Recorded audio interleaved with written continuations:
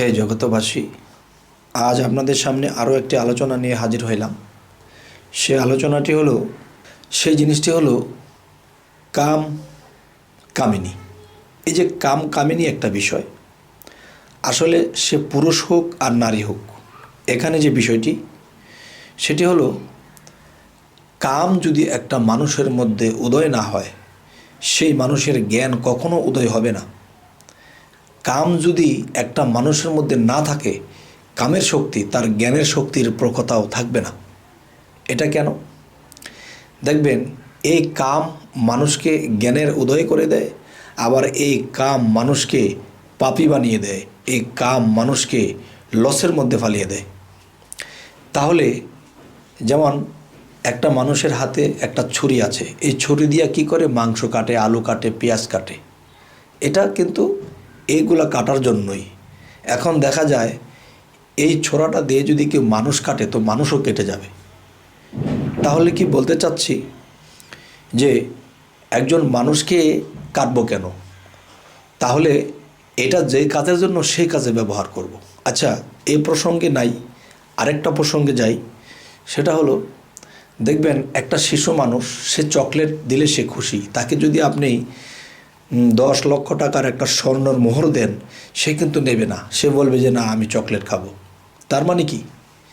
যে তার এই স্বর্ণ চেনার মতো জ্ঞান নেই, যে এই স্বর্ণটা বিক্রি করে আমি একটা বিল্ডিং করতে পারবো। এই জ্ঞানটা তার নেই। তার জ্ঞানটা কি? চকলেটের জ্ঞান।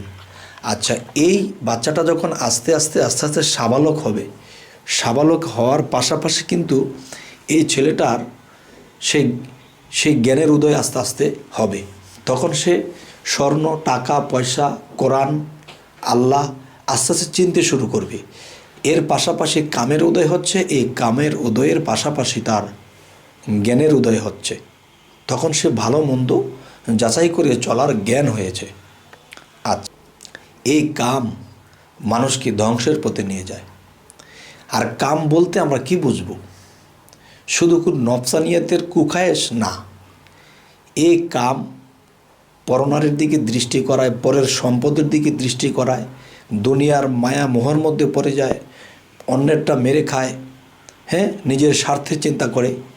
এটাও কিন্তু একটা নাফসের কুখায়েশ থেকেই সৃষ্টি। তাই 6টা রিপুর নাম কি? কাম, ক্রোধ, লোভ, মোহ, মায়া, মৎসর্য। তাহলে এই 6টা রিপুর মাস্টারকে, এই 6টা রিপুর মাস্টার হলো কাম। এই কামটা যখন মাস্টারে শুরু করে, হয়তো এই কাম মানুষকে একসময় দেখা যায় জ্ঞানের উদয় করে দিচ্ছে, কামের পাশাপাশি জ্ঞান উদয় হয়ে যাচ্ছে। এবং এই কাম একসময় বিপদে চলে গিয়ে তখন মানুষের ক্ষতি করে, নিজের স্বার্থের চিন্তা করে, অন্যের ক্ষতি হয়ে হোক, আমার টাকা আসবে, অর্থনীতি আসবে, বাড়ি করবে, গাড়ি করবে। তাহলে কি? এই কাম সে খারাপ দিকে চলে যায়। তো এই জন্যই বলা হয়েছে যে কাম আমাদের উপকারী। এটা যদি আমাদের মধ্যে বাচ্চাকাল থেকে আস্তে আস্তে যখন আসছে, তখন আমাদের জ্ঞানের উদয় হয়েছে, তখন আবার এই কাম মানুষকে ধ্বংসের পথে নিয়ে যায়। তবে হে জগতবাসী, আজকের এই আলোচনা জানি না আমি আপনাদেরকে কিছু একটা বোঝাইতে পারলাম কি না। যদি বুঝে থাকেন তো অবশ্যই আমাকে কমেন্টে জানাবেন। তবে হে জগতবাসী, আজ আমি ছোটোখাটো করে আলোচনাটি করলাম।